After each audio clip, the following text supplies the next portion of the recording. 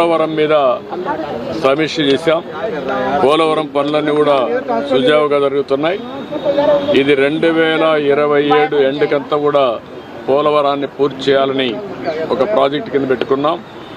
అదే మరి ఇది ఫేజ్ 1, ఫేజ్ 2 కూడా ఏ విధంగా తీసుకుపోవాలనో అప్రోప్రియట్ టైంలో దాన్ని కూడా కేంద్ర దృష్టి తీసుకొస్తాం. అదే సమయంలో నదుల అనుసంధానం కూడా ఆంధ్రప్రదేశ్ రాష్ట్రం చివరి రాష్ట్రం. సముద్రంలోకి పోయే నీళ్లు కానీ రాష్ట్రంలో ఉపయోగించుకోగలిగితే కరువు లేకుండా చేసే అవకాశం ఉంటుంది. దానికి కూడా ఏదైతే పోలవరం నుంచి బనకచెర్ల వరకు ఏ విధంగా తీసుకుపోవాలి దీనికి కేంద్ర సహకారం అడిగాను.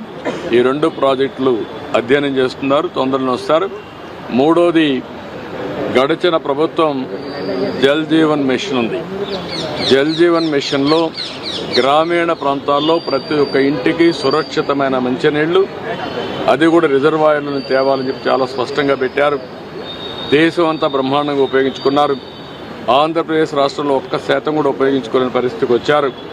దీనివల్ల 27,000 కోట్ల రూపాయలు శాంక్షన్ చేయించి అది కూడా బోర్ల ద్వారా నిండిస్తానే పరిస్థితికి వచ్చారు. దీనివల్ల చాలా నష్టం వచ్చింది. ఒక యూపీలో ఇప్పటికే 52,000 కోట్ల రూపాయలు జల్ జీవన్ మిషన్లో ఖర్చు పెట్టారు.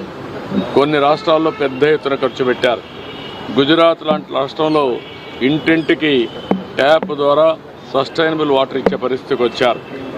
ఆంధ్రప్రదేశ్లో మాత్రం పూర్తిగా నిర్వీర్యం చేసే పరిస్థితికి వచ్చారు. అయితే ఇటీవల కేంద్రం ఏదైతే ఈ స్కీమ్ ఉందో దీన్ని రివైజ్డ్ గైడ్ లైన్స్లో 2028కి పూర్తి చేయడానికి ముందుకు వచ్చారు. అంటే ఆ రోజు శాంక్షన్ అయిన డబ్బులు మాత్రం ఇస్తామని. దానివల్ల ఆంధ్రప్రదేశ్ రాష్ట్రానికి 27,000 కోట్లే వస్తుంది. ఇంకొక 54,000 కోట్లు కావాలి. అది స్కీమ్లో కూడా లేదు. ఇప్పుడు దాని మీద కూడా కేంద్రంతో సంప్రదించాల్సిన అవసరం ఉంది.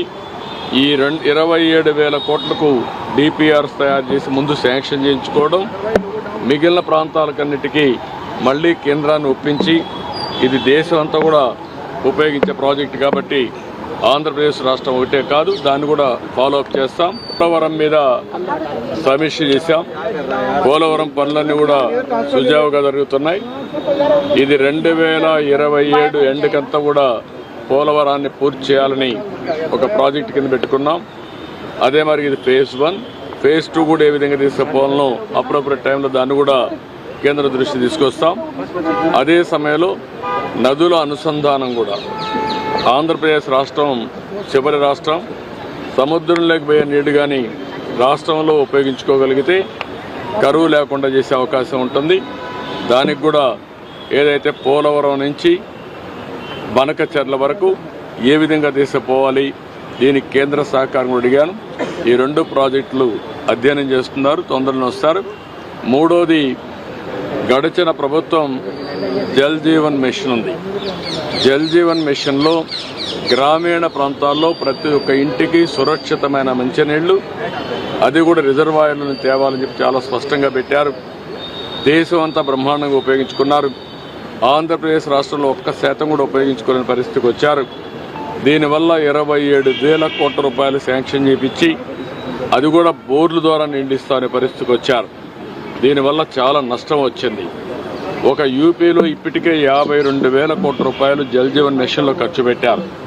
కొన్ని రాష్ట్రాల్లో పెద్ద ఎత్తున ఖర్చు పెట్టారు. గుజరాత్ లాంటి రాష్ట్రంలో ఇంటింటికి ట్యాప్ ద్వారా సస్టైనబుల్ వాటర్ ఇచ్చే పరిస్థితికి వచ్చారు. ఆంధ్రప్రదేశ్లో మాత్రం పూర్తిగా నిర్వీర్యం చేసే పరిస్థితికి వచ్చారు. అయితే ఇటీవల కేంద్రం ఏదైతే ఈ స్కీమ్ ఉందో దీన్ని రివైజ్డ్ గైడ్ లైన్స్లో 2028కి పూర్తి చేయడానికి ముందుకు వచ్చారు. అంటే ఆ రోజు శాంక్షన్ అయిన డబ్బులు మాత్రం ఇస్తామని. దానివల్ల ఆంధ్రప్రదేశ్ రాష్ట్రానికి 27,000 కోట్లే వస్తుంది. ఇంకొక 54,000 కోట్లు కావాలి. అది స్కీమ్లో కూడా లేదు. ఇప్పుడు దాని మీద కూడా కేంద్రంతో సంప్రదించాల్సిన అవసరం ఉంది.